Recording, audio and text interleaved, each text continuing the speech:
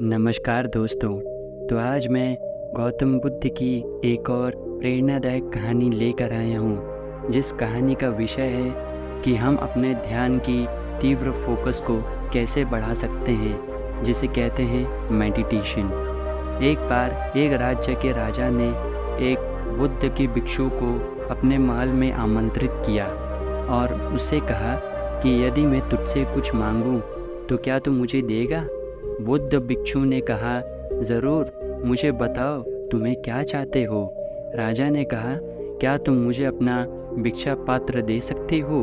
बौद्ध भिक्षु ने बिना किसी प्रश्न के अपना भिक्षा पात्र राजा को दे दिया। उनके वस्त्रों के अलावा यह भिक्षा पात्र था। बौद्ध भिक्षु के पास एकमात्र सांसारिक चीज़ थी जो उसे भी अपने बिना किसी हिचकिचाहट के राजा को दे दिया। बदले में राजा बौद्ध भिक्षु को हीरे से जड़ा एक बड़ा सोने का कटोरा दिया। बौद्ध भिक्षु ने कटोरा हाथ में ले लिया और जंगल में अपनी झोपड़ी की ओर चलने लगा। जब वह सड़क से गुजर रहा था, एक चोर ने उसके हाथ में वह कीमती सोने का कटोरा देखा और उस कटोरे को चुराने के उद्देश्य से उसका पीछा करने लगा। बौद्ध भिक्षु को एहसास हुआ कि एक चोर उसका पीछा कर रहा है।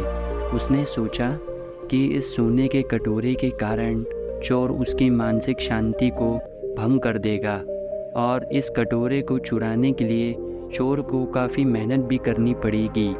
इसीलिए यह कटोरा उस चोर को ही देना सही समझा।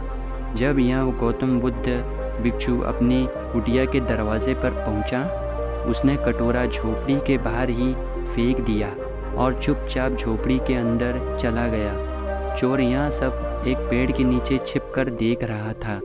जब उसने देखा कि बौद्ध भिक्षु ने सोने का कटोरा कुटिया के बाहर फेंक दिया है, फिर उसे सोने से ऐसा सोचा, इस बुद्ध भिक्षु की कुटिया में और भी बहुमूल्य धन छिपा होगा। इसीलिए उसे इस सोने के कटोरे की कोई परवाह नहीं है। यह सोचकर झोपड़ी के अंदर वह चला गया। फिर कुटिया के अंदर वह बौद्ध भिक्षु ध्यान में लीन है। वह चुपचाप झोपड़ी के अंदर आता है और इधर उधर देखने लगता है, लेकिन झोपड़ी पूरी तरह से खाली थी, जिसे देखकर चोर और भी हैरान हो जाता है और सोचने लगता है, जब हम इस भिखारी के पास कुछ भी नहीं है, उसने वह सोने का कटोरा झोपड़ी के बाहर क्यों फेंक दिया। फिर उसने अपने आप से, मैं इसका क्या करूं? इस साधु के पास कुछ नहीं हुआ तो भी मुझे वह कटोरा लेकर अपने घर निकल जाना चाहिए। वह झोपड़ी से बाहर जाता है और कटोरा लेने लगता है। उसके मन में फिर वही सवाल उठता है फिर कि आखिरकार ऐसा क्या है उस भिखारी के पास, जो कि उसे उस सोने के कटोरे की कोई परवाह नहीं है और आनंद से अंदर बैठा हुआ है। इस प्रश्न का उत्तर जानने की जिज्ञासा उनमें बढ़ती जा रही थी।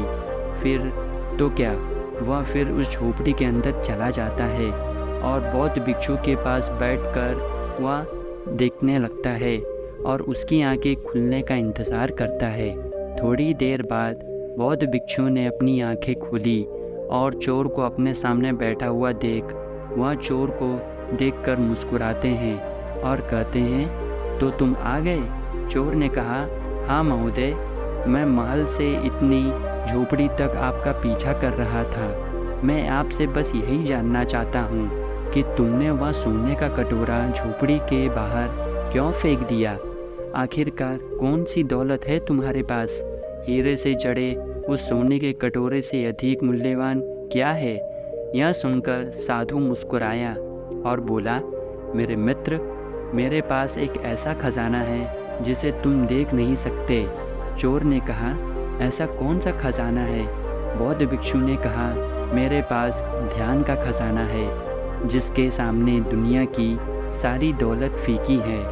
यह सुनकर चोर उन बौद्ध भिक्षु के पैर पकड़ लेता है और कहता है, महाराज, हो सके तो मुझे क्षमा करें। मैं एक डाकू हूँ और आपको लूटने के लिए यहाँ पे आया हूँ, लेकिन आप एक संत व्यक्ति हैं। अब से मुझे इस दुनिया में कोई दौलत नहीं चाहिए। क्या आप मुझे अपने ध्यान के खजाने में से एक छोटा सा हिस्सा दे सकते हैं ताकि मैं भी आपके जैसा बन सकूं? क्या मुझे शांति मिल सकती है? यह सुनकर बौद्ध भिक्षु मुस्कुराए और बोले, मेरे मित्र, यदि तुम चाहते हो तो तुम भी मेरी तरह ध्यान का वह अनंत खजाना पा सकते हो। इसके लिए बस आपके पास दृढ़ निश्चय और इच्छा शक्ति होनी चाहिए। यह सुनकर वह चोर बोला, महाराज, लेकिन मुझे ध्यान करना नहीं आता। कृपया सबसे पहले मुझे ध्यान करना सिखाएं। बौद्ध भिक्षु मुस्कुराए और वह मुस्कुराते हुए बोले, मेरे दोस्त, ध्यान करना बहुत ही आसान है। ध्यान करने के लिए भी आपको कुछ खास करने की ज़रूरत नहीं है। सबसे पहले आपको एक शांत और आरामदायक जगह चुननी होगी।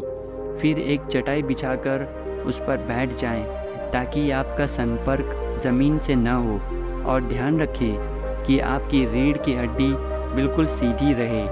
फिर आपको अपनी दोनों हथेलियों को अपने घुटने पर रखना चाहिए। ध्यान रखें कि हथेली ऊपर की ओर रहे। अब आपको अपनी आंखें बंद करनी हैं और लंबी या गहरी सांसें लें। कोशिश करें कि जब आप सांस लें, सांस के साथ साथ आपका पेट अंदर और बाहर होना चाहिए। इसके सांस लंबी और गहरी हो जाती है। इसके बाद धीरे धीरे अपनी सांसों को सामान्य अवस्था में आने दें और अपना ध्यान हर गुजरती सांसों पर केंद्रित करें।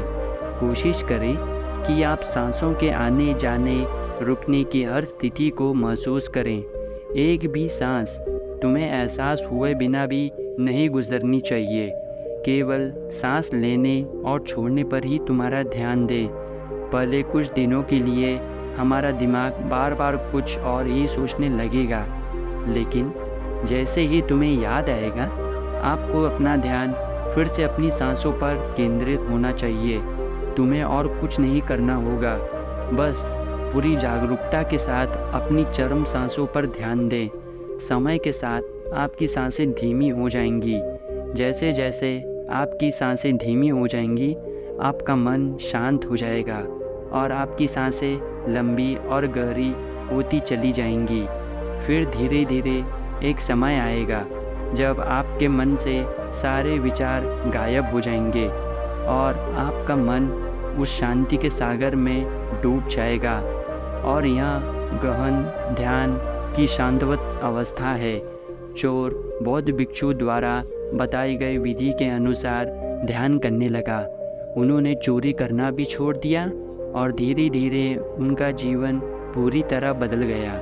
अगर हम चारों ओर आज देखें तो पाएंगे कि बहुत सारे लोग हैं जो ध्यान तो करना चाहते हैं, लेकिन ध्यान करना नहीं जानते।